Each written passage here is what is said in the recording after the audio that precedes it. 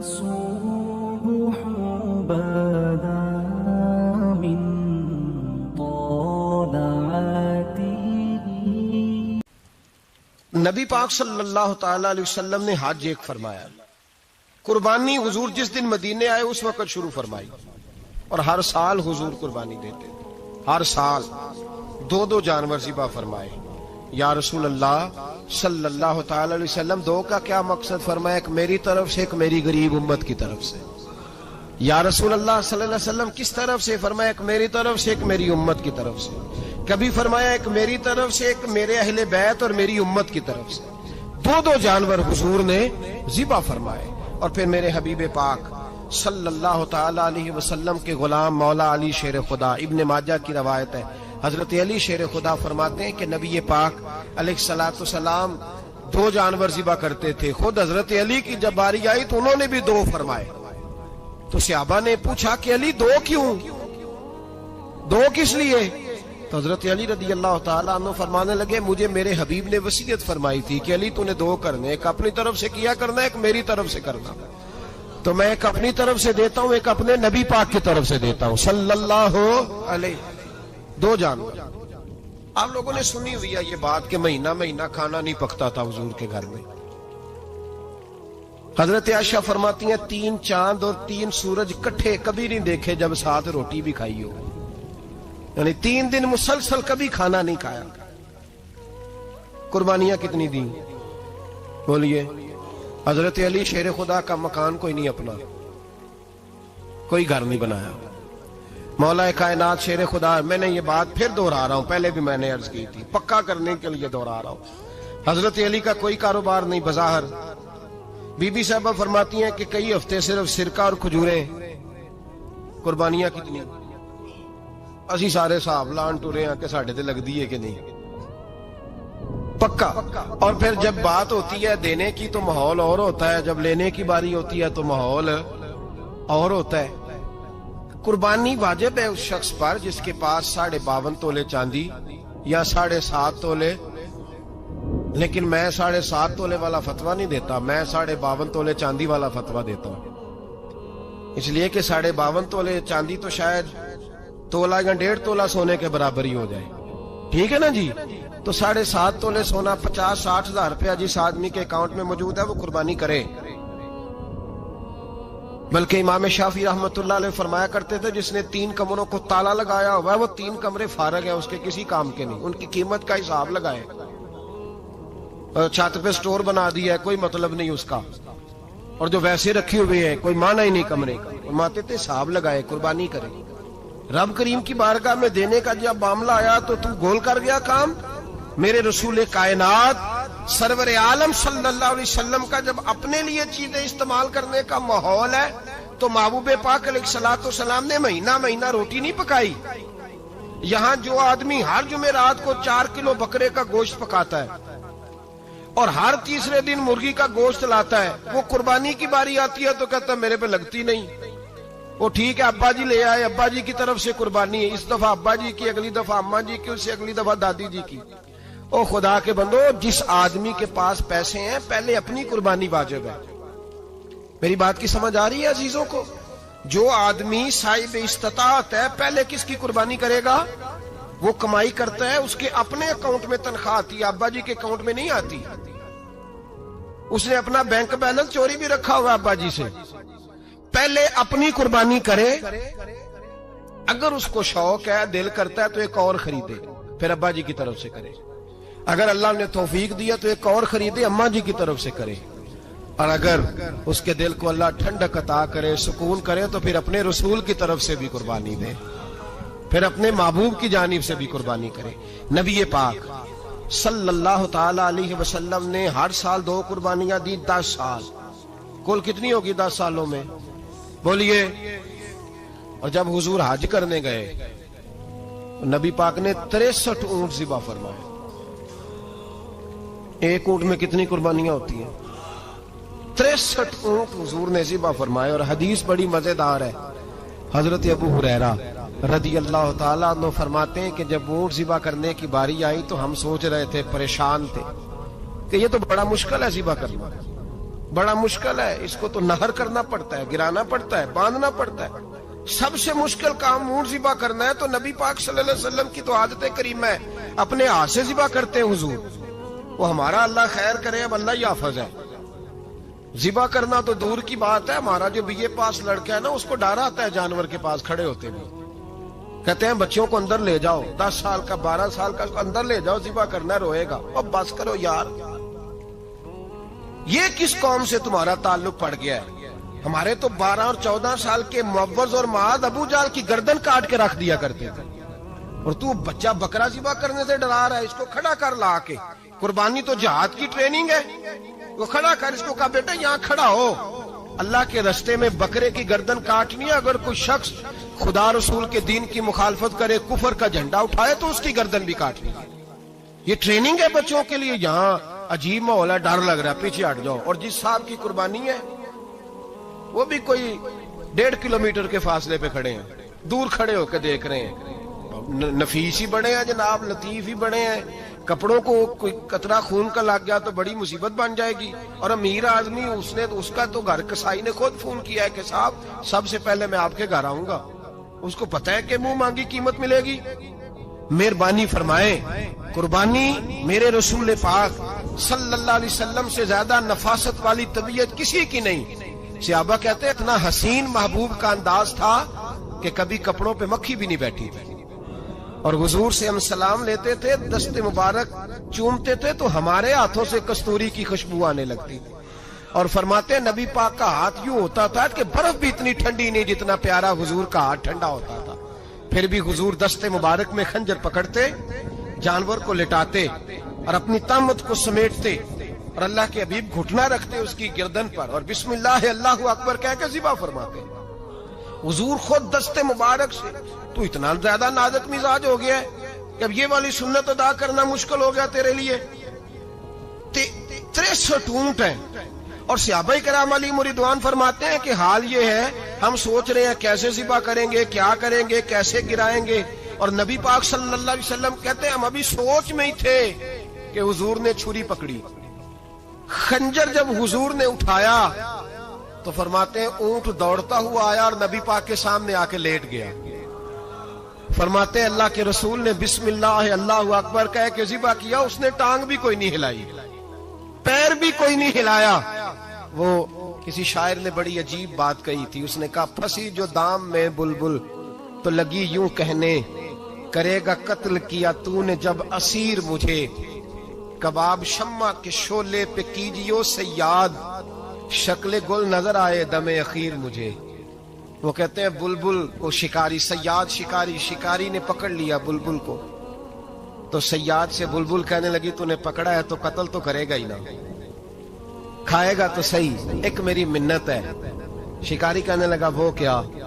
تو بلبل کہنے لگی جب تو مجھے ذبح کرے نا اور پکائے تو مجھے پھول سے بڑی محبت ہے، اس طرح کرنا، کوئلے اتنے زیادہ دہکانا، اس قدر زیادہ آگ جلانا کہ ان کی شکل گلاب کے پھول کی طرح سرخ ہو جائے، تو جب تو مجھے ان پر جلائے گا تو مجھے تکلیف نہیں ہوگی، اس لیے کہ محبوب کا چہرہ جو سامنے آ جائے گا مجھے تکلیف نہیں ہوگی۔ پھنسی جو دام میں بلبل تو لگی یوں کہنے، کرے گا قتل کیا تو نے جب اسیر مجھے، کباب شمع کے شعلے پہ کیجیو صیاد، او شکل گل نظر آئے دم اخیر مجھے۔ اعلیٰ حضرت بریلوی علیہ رحمہ فرمایا کرتے تھے، فرماتے تھے بڑی تکلیف ہوگی، بڑی تکلیف ہوگی جب جان نکلے گی۔ روایتوں میں آتا ہے جس طرح باریک دوپٹہ جھاڑیوں پہ ڈالا جائے، کھینچا جائے تو پھٹ جاتا ہے، یوں تکلیف ہوگی۔ پر فرمانے لگے رسول اللہ کے غلام کو کوئی تکلیف نہیں ہوگی۔ حضور کیوں؟ فرمایا اس لیے کہ جب جان نکلنے لگے گی تو سامنے جلوہ ودوحات آ جائے گا، حضور کے جلوے ہوتے رہیں گے تو پتہ ہی نہیں چلے گا جان کیسے نکل گئی۔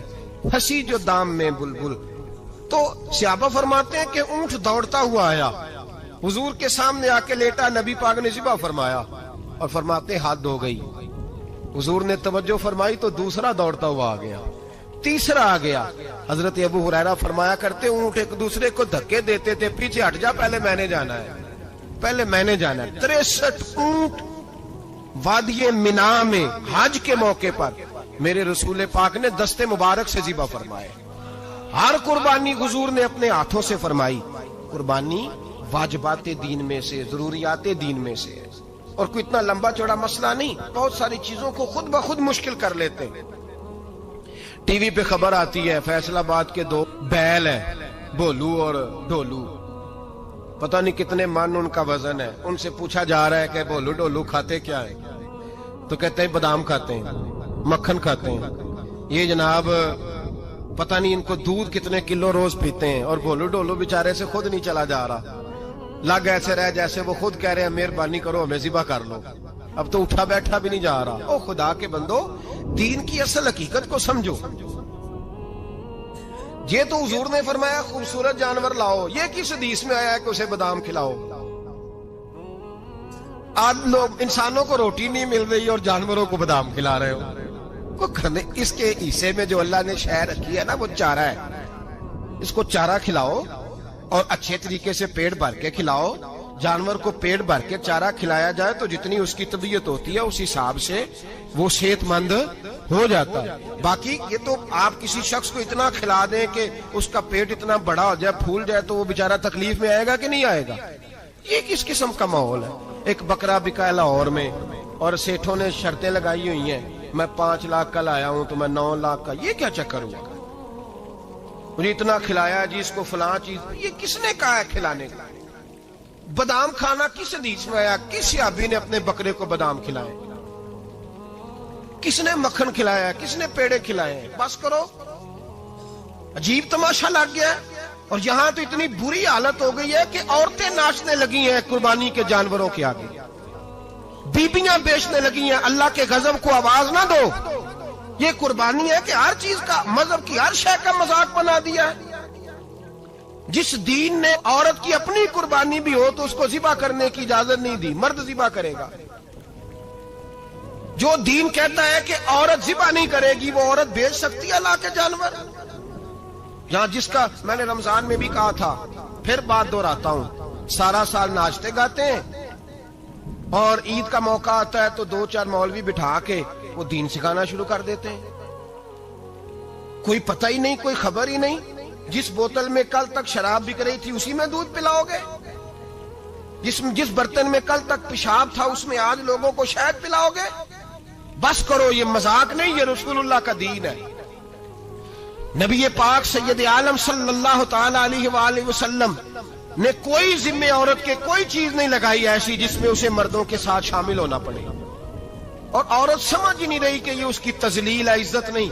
صابن بک رہا ہے تو ساتھ بی بی کھڑی ہے، شیمپو بک رہا ہے تو عورت اس کی جو ہے وہ ایڈ دے رہی ہے. یہ عزت ہے عورت کی؟ رسوا کر دیا تم نے ہر شے میں عورت. اب قربانی کا جانور بھی بی بی بیچے گی؟ غیرت کہاں گئی اس قوم کی؟ میرے رسول پاک سرور دو عالم صلی اللہ تعالی علیہ وسلم کو کسی نے آ کے کہا فلاں قبیلے کے لوگوں نے عورت کو سربراہ بنایا ہے، عورت کو آگے لگا لیا ہے. فرمایا تباہ ہو گئے وہ لوگ انہوں نے عورتوں کو اپنے آگے پیشوا بنا لیا. جس رب نے عورت کو نبوت نہیں دی، امامت کرنے کا حق نہیں دیا، کس چکر میں لوگ پڑ گئے؟ 5 لاکھ کا جانور کس لیے لائے ہو؟ 5 لاکھ کا تفاخر کے لیے، دکھانے کے لیے؟ تو اگر 50,000 کا 60,000 کا بھی جانور لاتا تو اچھا آ جاتا. اور 50,000 کا جانور لائے تو 5 لاکھ میں کتنے آتے ہیں؟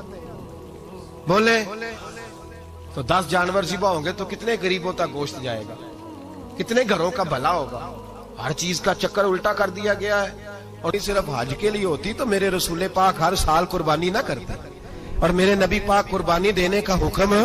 ایک اور بات بڑی لوگ پوچھنے لگے، کہتے جی گائے کی ہوتی ہے، بھینس کی بھی ہوتی ہے کہ نہیں؟ چلو جی اب نئی بات نکل آئی. حدیث پاک میں لفظ آیا اونٹ کا. نبی پاک نے فرمایا بکرا 1 سال کا، گائے 2 سال کی، اونٹ 5 سال کا. حدیث میں لفظ آ گیا اونٹ کا. آپ کو بندہ کہے پہلے بتائیں نر کا کہ مادہ کا، تو میں کدھر سے آپ کو حدیث نکال کے دوں جس میں نر بھی اور مادہ علیحدہ علیحدہ ہو؟ حدیث پاک میں ذکر آ گیا دمبے کا، مینڈے کا. اب باقی جو سارے جاگ رہے ہیں نا، اب غور فرمائیں، باقی ایک بکرا ہے، ایک چھترا ہے، ایک دمبا ہے، ایک دیسی بکرا ہے، ایک پہاڑی بکرا ہے، تو علیحدہ علیحدہ لفظ کہاں سے نکال کے دیے جائیں؟ یہ ساری انواع ہیں، اقسام ہیں. 9 हैं। इसी तरह भैंस भी गाय की एक किस्म है। इमाम आजम अबू हनीफा फरमाते हैं नौ मिन्हु, ये उसकी एक किस्म है, 9 में से है, गाय की 9 में से है। आप आम लफ्ज बोलते हैं तो कहते हैं बकरा, चतरा, गाय, भैंस, आम लफ्ज है ना। तो जब गाय कह दिया तो आपको बंदा कहे गाय आया तो पहले बताएं गाय तो है, तो इसमें बैल शामिल है कि नहीं।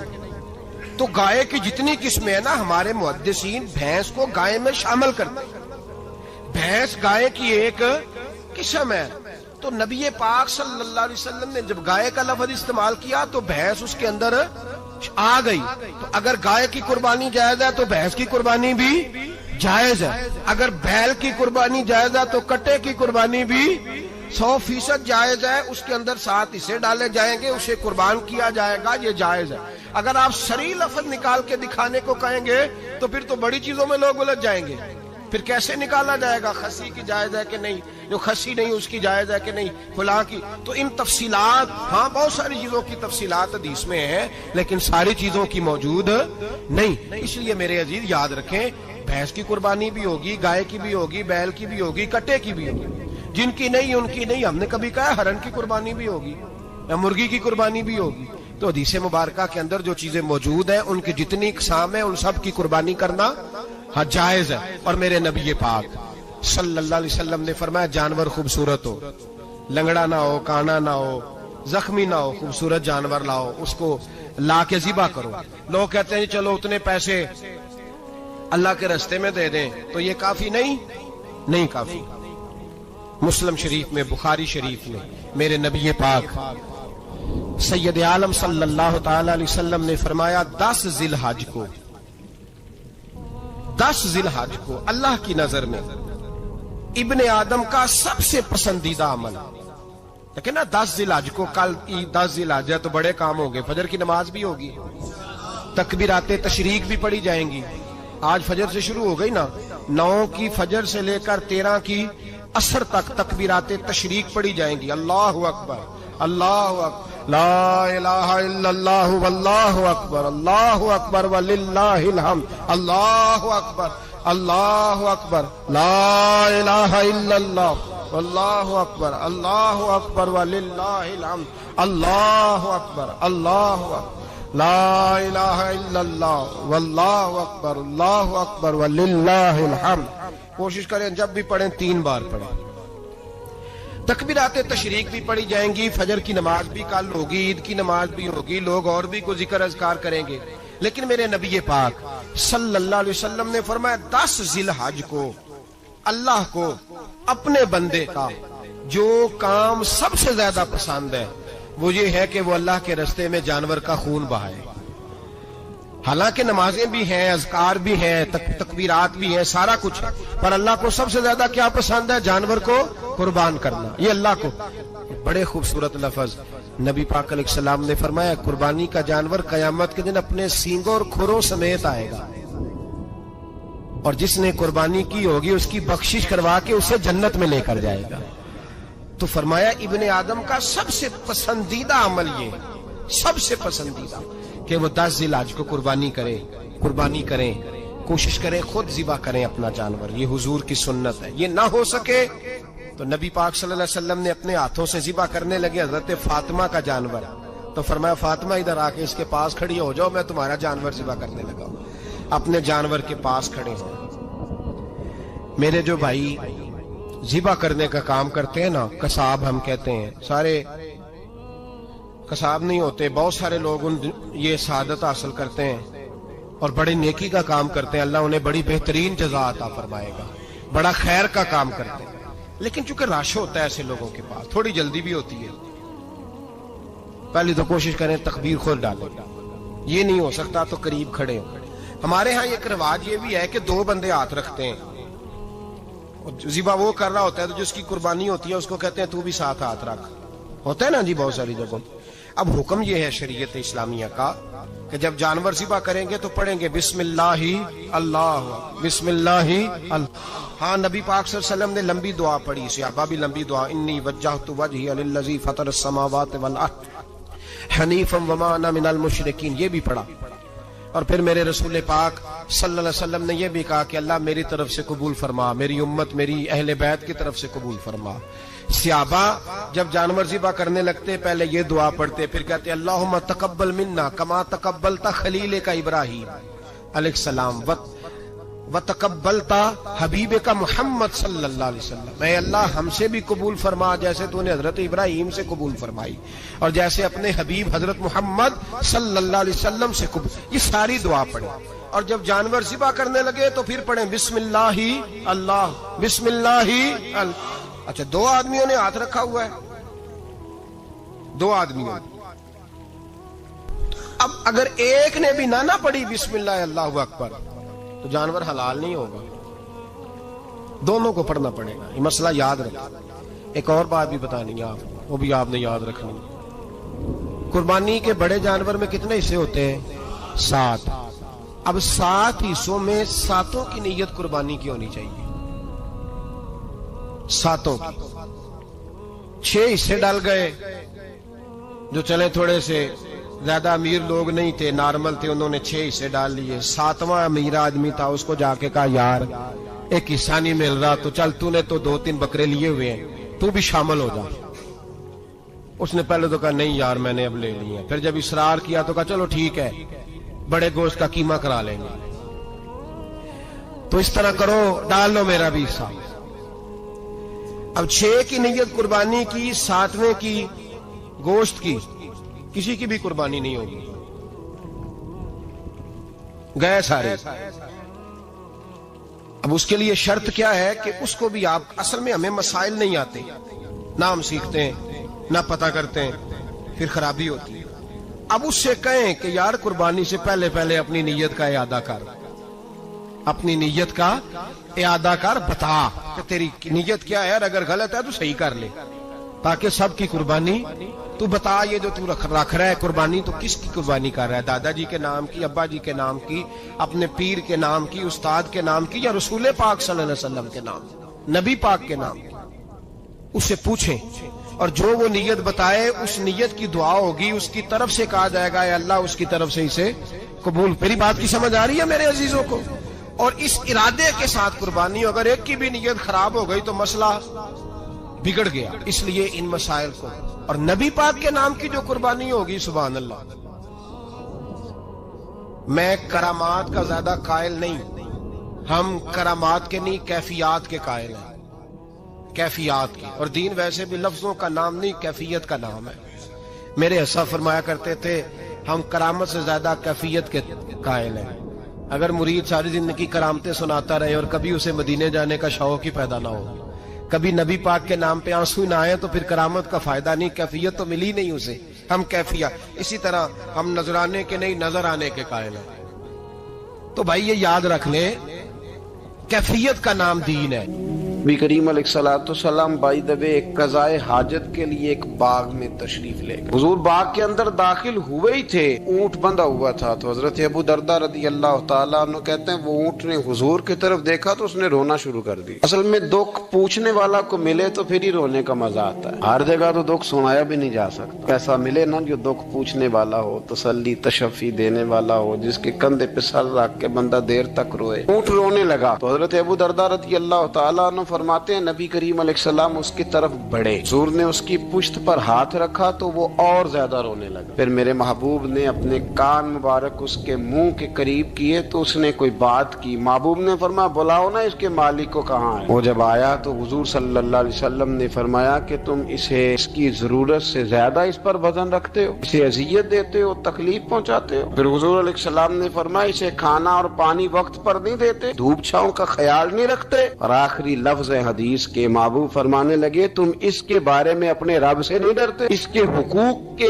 تحفظ کے لحاظ سے تم اللہ کا خوف نہیں رکھتے، وہ تم سے پوچھے گا اس کے بارے میں۔ یہ حدیث حضرت ابو درداء رضی اللہ تعالیٰ عنہ نے سنی ہوئی تھی نا۔ جب آپ کا اپنا وقت وصال آیا نا تو حضرت ابو درداء نے بھی اونٹ رکھا ہوا تھا۔ جناب ابو درداء رضی اللہ تعالیٰ عنہ نے گھر والوں سے بھی معافیاں مانگی، رشتہ داروں سے بھی، دوستوں سے بھی، تو پھر اونٹ کے سامنے بھی جا کے کھڑے ہو کہنے لگے اونٹ دیکھنا اللہ کی بارگاہ میں میری شکایت نہ کر دینا، اس کے حضور کہہ نہ دینا کہ یا اللہ اس نے میرے حق نہیں ادا کیے۔ فرمایا میں نے کوشش کی ہے تیرے حقوق ادا کرنے کی، اور اگر کہیں کمزوری رہ گئی تو مجھ سے درگزر کرنا۔ نہیں، یہ انداز تھا ان لوگوں، جن باتوں کا ہمیں پتہ چل چکا ہے اس پر عمل کی بھی تو کوشش ہونی چاہیے۔ تو میرے عزیزوں، جانوروں کے حقوق میرے نبی کریم علیہ الصلوۃ والسلام نے بیان فرمائے۔ سب سے پہلی بات حضور نے یہ بیان کیا کہ جانور کو گالی نہ دو۔ ایک شخص نے ایک مرغ کو گالی دی تھی تو نبی پاک علیہ السلام نے فرمایا اسے گالی نہ دے، یہ تو تجھے آذان کے لیے بیدار کرتا ہے۔ پتہ نہ کچھ نوابزادوں اور شہزادوں کی نیند خراب کرتا ہے مرغا بھی۔ تو خیر مرغوں نے اذانیں پڑھنی چھوڑ دی۔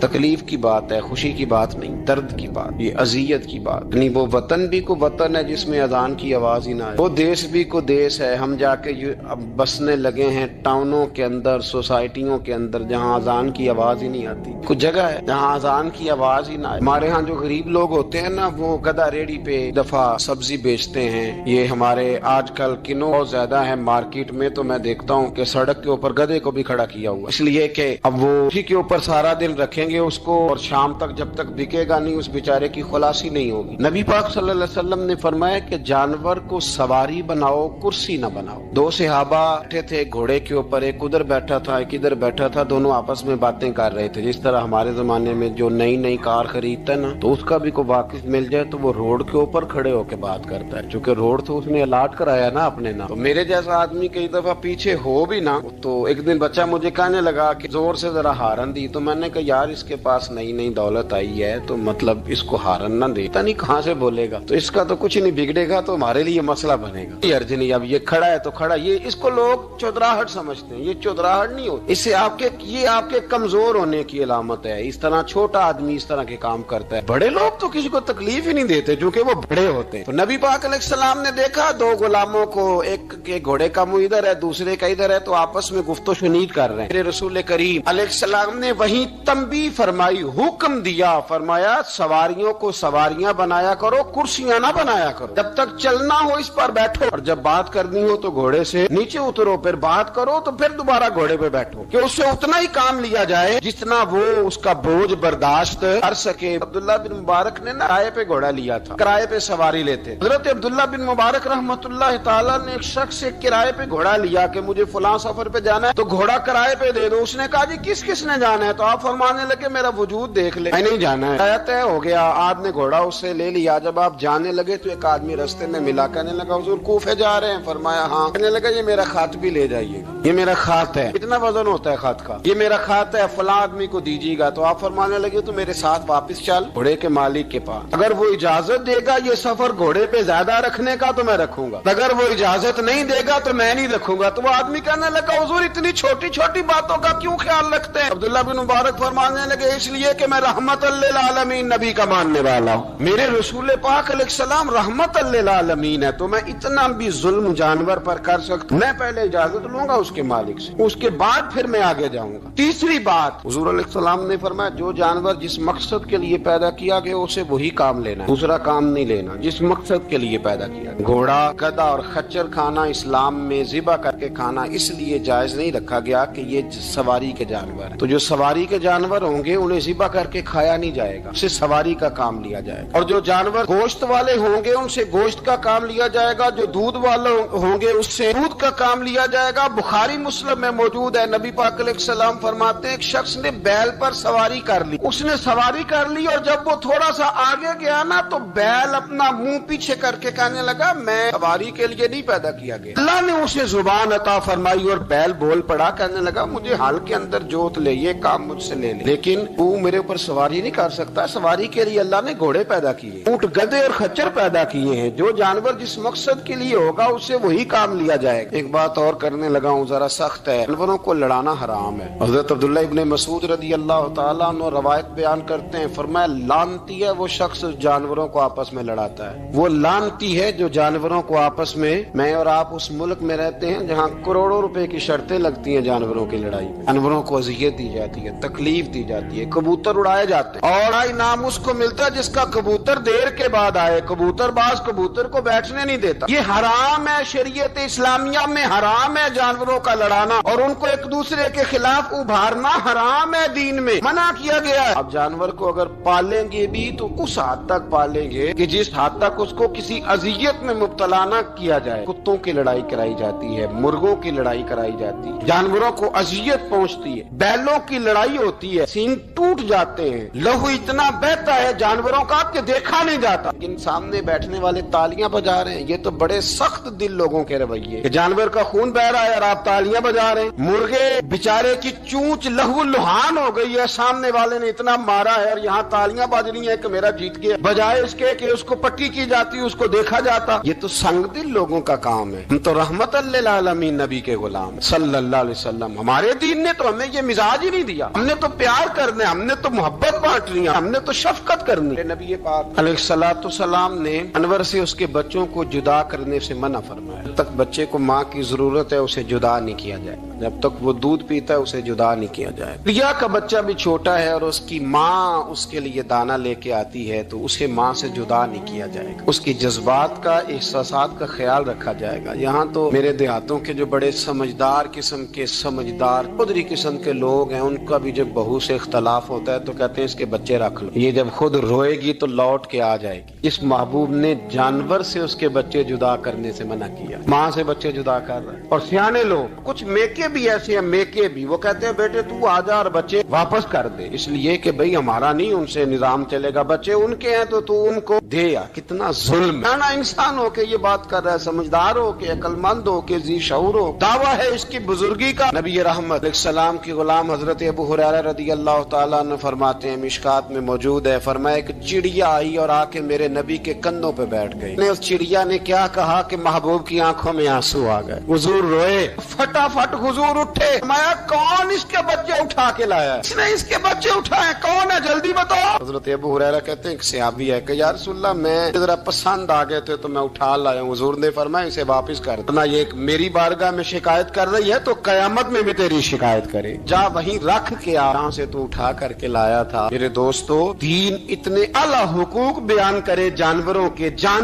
और इंसान उससे आगे बढ़ के इंसानों के साथ सलूक करे। हम ना सियासत से बादशाही लेना चाहते हैं, सियासतदानों के अपनी जेब से इश्तिहार छपवा के बादशाही लेना चाहते हैं, डेरा बना के बादशाही लेना, ना ना ना। बादशाही तो रहम करने से मिलती, बादशाही तो शफकत करने से मिलती, बादशाहियां तो अल्लाह की मखलूक से प्यार करने से मिलती। बादशाहियां, इमाम अहमद बिन हंबल रहमतुल्लाह तआला अलैह फरमाते, मैंने एक मुहद्दिस का तज़किरा सुना कि वो मेरे महबूब की हदीसें बयान करते हैं तो कहते हैं मैं शौके इल्म में उनकी बारगाह में पहुंचा। जब मैं गया तो कुत्ते को खाना खिला रहे, मैंने सलाम ली तो उन्होंने जवाब तो दिया पर कोई इतनी तवज्जो नहीं की मेरी तरफ। मेरे दिल में ख्याल आया मुहद्दिस हैं और कुत्ते के साथ इतना प्यार कर रहे हैं, मेरी तरफ देखा ही नहीं। तो फरमाते हैं वो कुत्ते को खाना खिला के फारिग हुए तो मेरी तरफ देख के कहने लगे, अहमद बिन हंबल, मेरे इलाके में कुत्ते नहीं रहते, कुत्ते दूसरे शहर में ज्यादा पाए जाते हैं, ये भूखा था तो इधर आ गया था। और तुम्हें हुजूर अलैहिस्सलाम की वो हदीस तो पता होगी, नबी पाक ने फरमाया जो किसी के साथ उम्मीद लगाए और वो आदमी उसकी उम्मीद पूरी करने पर कादिर हो फिर भी उम्मीद पूरी न करे तो कयामत के दिन अल्लाह उसकी भी बहुत सारी उम्मीदें पूरी नहीं करेगा, उसे सजा मिलेगी। उम्मीद पूरी करने पर कादिर था, मजबूर नहीं था, पर पूरी न की तो उसे कयामत के दिन सजा मिलेगी। फरमाया ये कुत्ता उम्मीद लगा के आया था मेरे घर में खाने की, अगर मैं पूरी न करता तो फिर हुजूर की उस हदीस पर अमल कैसे होता और फिर मुझे हदीसें बयान करने का मतलब क्या समझ में आता। इमाम अहमद बिन हंबल रहमतुल्लाह तआला अलैह फरमाते हैं मैंने कहा उस्ताद जी इजाजत दे दें। कहा किधर आए थे? कहा हुजूर जिस काम आया था ना वो मेरा बड़ा ही अच्छा हो गया, वो बड़ा शानदार हो गया, जो हदीस भी आपने बयान कर दी और सिर्फ बयान नहीं किया, आपने तो अमल करके भी दिखा दिया, आपने तो उस हदीस पर मनोवन अमल करके भी दिखा दिया। जानवर के साथ उसने सलूक करना, उसके साथ प्यार करना। कुछ जानवर मूजी होते हैं, शरीयत ने उन्हें मारने की इजाजत दी है, इजाजत दे दिया, जो जानवर तकलीफ देता है, अजियत देता है, उसे मारा जा सकता है। लेकिन जानवर के हुकूक का लिहाज करना, उस पर रहम खाना, उस पर तवज्जो देना, इन चीजों को समझते नहीं अमीर मिल्लत। और अगर मैं कहूँ बानिए पाकिस्तान तो मैं ठीक कहूँगा, बानिए आर्ट था एक उस वक्त अंग्रेजों का बड़ा, जमात अली शाह साहब मुहद्दिस अली पूरी भी पाकिस्तान की तहरीक चला रहे थे और कायदे आजम भी चला रहे थे। तो ला جارج نے قائد اعظم سے کہا تھا کہ قائد اعظم مجھے تیری سیاست سے اتنا ڈر نہیں آتا جتنا جماعت علی شاہ کے دین سے ڈر آتا، اتنا مجھے، میں آن دی ریکارڈ بات کر رہا ہوں ذمہ داری کے ساتھ، کہ تیری سیاست سے میں اتنا نہیں ڈرتا جتنا جماعت علی شاہ کے دین سے ڈرتا، اس لیے کہ یہ جب دین کا نام لے کے پاکستان کی بات کرتا ہے تو لوگوں پہ عدو تاری کر دیتا ہے، اس لیے میں تیری سیاست سے زیادہ اس کے دین سے ڈرتا ہوں۔ پیر ملت پیر جماعت علی شاہ صاحب ابو العرب بھی کہا جاتا، ان زمانوں میں عرب میں غربت آئی تو یہاں سے ہندوستان سے چندے اکٹھے کر کر کے پیر جماعت علی شاہ صاحب لے جایا کرتے۔ مدینہ شریف میں آج بھی جماعت منزل موجود، صاحب کی اپنی رہائش تھی۔ ملت پیر جماعت علی شاہ صاحب نہ مدینے میں گزر رہے تھے تو بڑے بڑے مرید ساتھ تھے۔ اس زمانے میں لوگ ہاتھوں میں چھڑی رکھا کرتے، جانور اکثر ہوتے تھے تو چھڑیاں ہاتھوں میں ہوتی تھیں، تو پیر صاحب گزر رہے تھے، بوڑھے آدمی تھے، ساتھ تھے، تو ایک کتا دوڑا دوڑا آ گیا۔ جب وہ پیر صاحب کے قریب سے گزرنے لگا تو ایک مرید نے نہ کتے کی ٹانگ پہ ڈنڈا مارا، پیچھے ہٹ جا، کپڑوں کو نہ لگ جانا، تو چونکنے لگا، رونے لگا۔ جب بھاگا نا تو لوگ کہتے ہیں ہم نے عجیب منظر دیکھا، 100 سال کے پیر جماعت علی شاہ صاحب پگڑی ہاتھ میں پکڑی اور کتے کے پیچھے بھاگنا شروع کر، دوڑ کے کتے کو اٹھا کے لائے اور یوں اس کو سینے سے لگایا۔ پیر صاحب نا اس کتے کو اپنی رہائش گاہ پہ لے گئے، اپنی پگڑی کھول کے نا تو اس کی پٹی کی، پھر دودھ کا پیالہ اس کے آگے رکھا، کتے نے دودھ پی لیا تو پیر جماعت علی شاہ صاحب نے ہاتھ باندھے، کہنے لگے مدینے کے کتے بھی پاک کی بارگاہ میں میری شکایت نہ کر دینا، حضور کی بارگاہ میں شکایت نہ کرنا کہ یا رسول اللہ یہ آتے حاضری دینا، ہمیں تکلیف دیتے ہیں، شکایت نہ کرنا مصطفیٰ کریم کی بارگاہ میں نے نہیں اسے کہا تھا، اس سے بھول ہو گئی، میں معافی مانگتا ہوں۔ میرے عزیزو، وہاں درد تھا، وہاں سوز تھا، وہاں پیار تھا، وہاں محبت تھی، لیکن ہمارے رویے انسانوں کے حق میں تو کیا جانوروں کے حق میں سخت سے سخت تر ہوتے جا رہے ہیں۔ ہم نے اپنے شوق سے جانور لڑانے شروع کر دیے، کبوتر اڑانے شروع کر دیے، تباہی پر تباہی کا ماحول ہم فراہم کرتے جا رہے ہیں۔ ان سے پیار کریں، ان کو آسانی دینے کی کوشش کریں۔ کچھ لوگ ایسے ہوتے ہیں جو بیچارے بائی نیچر ہی کچھ پریشانیوں کا شکار ہوتے ہیں، اور قرآن مجید نے جو ارشاد فرمایا نا کہ کچھ لوگ نفس کی خواہش کو اپنا خدا بنا لیتے ہیں، تو وہ بلا وجہ بھی بہت ساری باتیں کرتے ہیں جن کا کوئی وجود نہیں ہوتا۔ عورت کو حقوق دلانے کے لیے بہت سارے لوگ بہت ساری غلط باتیں کرتے ہیں۔ جو لوگ یہاں سے کسی کو لے جاتے تھے نا دبئی دھوکہ دے کے، اور لے جاتے تھے یورپ میں، عرب ممالک میں دھوکہ دے کے لے جاتے تھے، تو وہ بھی کوئی خواب ہی تو دکھاتے تھے کہ اتنے لاکھ تنخواہ ہوگی، اتنا کچھ ہوگا، وہاں جا کے پتہ چلتا تھا کہ جیب سے بھی دینے پڑیں گے کچھ۔ بہت سارے لوگ ایسے ہوتے ہیں، وہ سارے خوبصورتی کے نام پر ہی دھوکہ دیتے ہیں۔ آپ کو پتہ ہے کہ جو آدمی کسی کو لالچ دیتا ہے تو کسی کو لوٹنے کے لیے اسے لالچ دینا بڑا ضروری ہوتا ہے۔ لوگ پہلے لالچ دیتے ہیں پھر لوٹتے ہیں، پہلے مکمل لالچ دیتے ہیں، یہ چیز مل جائے گی، یہ چیز مل جائے گی، لوگ مکمل لالچ دیتے ہیں، اس کے بعد پھر لوٹتے ہیں۔ اور اگر لالچ نہ دیں تو کوئی آدمی قابو آئے گا؟ لوگ لوٹتے ہیں لالچ دے کر۔ اچھا، اب وہ جو جس کو لالچ دیا جا رہا ہوتا ہے وہ کہہ رہا ہوتا ہے کہ نہیں نہیں تمہیں نہیں پتا، وہ اس وقت ماننے کو تیار نہیں ہوتا، وہ کہتا ہے اتنی خوبصورت باتیں کر رہا ہے، اتنی اچھے پیغام دے رہا ہے، تم میرے دشمن ہو، تم مجھے منع کر رہے ہو۔ ہوش تب آتی ہے کہ جب سب کچھ لٹ جاتا ہے۔ عورت کو ویسے بھی قابو کرنا بڑا آسان ہوتا ہے۔ اعلیٰ حضرت بریلوی رحمۃ اللہ علیہ فرماتے ہیں بیٹیاں نازک شیشیاں ہوتی ہیں، ان کو تو ذرا سی چوٹ لگے تو ٹوٹ جاتی ہیں۔ دیکھیں کتنا بڑا جملہ کہا بریلی کے امام، نازک شیشیاں ہیں، ذرا کوئی آدمی گمراہ کرتا ہے، ذرا خراب کرتا ہے۔ اب دیکھیں نا، یہ جو بچیوں کو بچے مس گائیڈ کرتے ہیں، انہیں بڑے بڑے خواب دکھاتے ہیں، وہ بیچاری ماں باپ کو چھوڑ کے، بہن بھائی کو چھوڑ کے اس کے ساتھ شادی کرتی ہے، پھر جو اس کا بعد میں اشر ہوتا ہے، آپ ادلیاں نو سردار پہن تکے تے شرما والیاں نو جھوٹے ڈولیاں دے۔ پھر وہ بیچاری ماں باپ رکھتے نہیں، وہ ظلم کرتا ہے، تو کتنی بڑی تکلیف میں وہ بچی آ جاتی۔ نازک شیشی ہوتی ہے نا تو ٹوٹ جاتی۔ یہی حال اب جدید خواتین اور یہ جو کچھ اینکر پرسن ہیں، یہ اصل میں نا یہ آپ کو سیاست سکھاتے ہیں، لیکن یہ مادر پیدر آزاد لوگ ہیں، بالکل آزاد۔ یہ تو علماء شور نہ کریں بات نہ کریں، گفتگو نہ کریں، مشائخ بات نہ کریں، اور یہ جو کچھ سنجیدہ اور دینی طبقہ ہے یہ کوئی شور نہ کرے، یہ تو روڈوں پہ ننگے ہو کے آ جائیں معاذ۔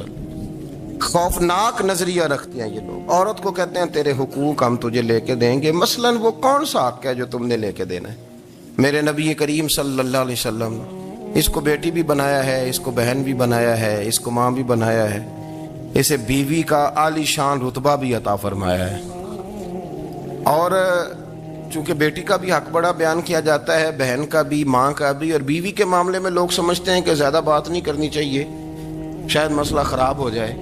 حالانکہ نبی پاک صلی اللہ تعالیٰ علیہ وسلم نے بیوی کے بارے میں پتہ کیا فرمایا؟ فرمایا جب تم نکاح کر لیتے ہو تو اپنا ایمان محفوظ کر لیتے ہو۔ اب میں اس کی شرح نہیں کرتا، اب خود کر لیجئے گا کہ وہ ایک ایسی شخصیت ہوتی ہے کہ جس کی موجودگی میں آپ کا ایمان محفوظ ہے۔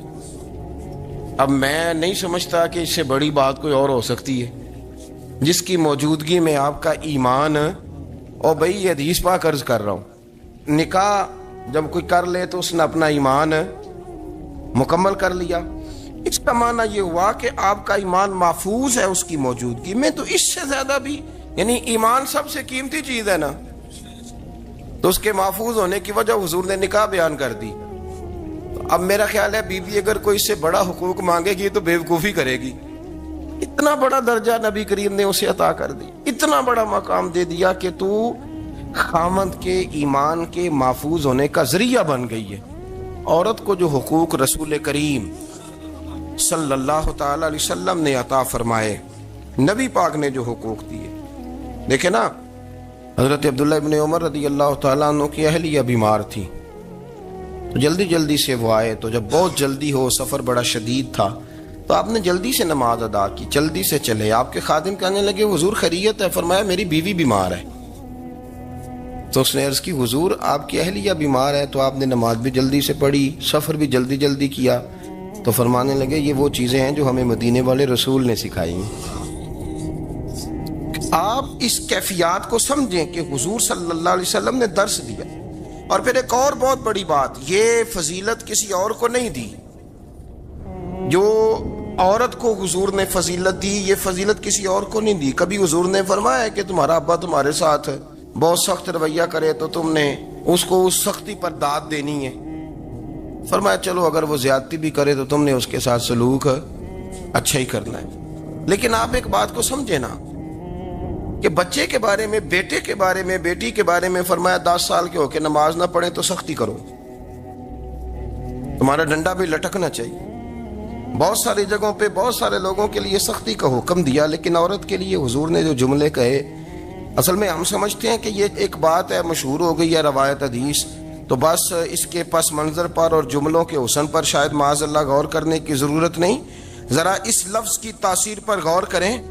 حضور نے فرمایا عورت ٹیڑھی پسلی سے پیدا کی گئی ہے، یہ ٹیڑھی ہے، تو سیدھا کرنے کی کوشش کرو گے تو ٹوٹ جائے گی۔ تو حضور پھر ہمارے لیے حکم کیا ہے؟ فرمایا جیسی ہے تم اسی کے ساتھ نبھا کرو۔ آپ سمجھیں کہ اتنا محفوظ حضور نے درجہ دے دیا بی بی کو، اتنا محفوظ کہ فرمایا غلطی بھی ہو تو میرے غلاموں تم اس کے ساتھ نبھا کرو، گزارا کر لو۔ اللهم صل على سيدنا ومولانا محمد، اللهم صل على سيدنا ومولانا محمد۔ اللہ کے شیر ہے در کرار پر درود، اللہ کے شیر ہے در کرار پر درود، کے شیر غدر کرار پر درود، حضرت حسن حسین کے کردار پر درود، اللہم صل علی سیدنا و مولانا محمد وعلی سیدنا علی و سیدتنا فاطمہ و سیدتنا زینب و سیدنا حسن و سیدنا حسین وعلی آلہ وصحبه وبارك وسلم زینب کی بارگاہ میں زینب کی بارگاہ میں زینب کی بارگاہ میں سلام نیاز ہے زینب کی بارگاہ میں سلام نیاز ہے جو مرتضیٰ کی لاڈلی زہرا کا ناز ہے اللہم صلی علی سیدنا و مولانا محمد وعلی سیدنا علی و سیدتنا فاطمہ و سیدتنا زینب و سیدنا حسن و سیدنا حسین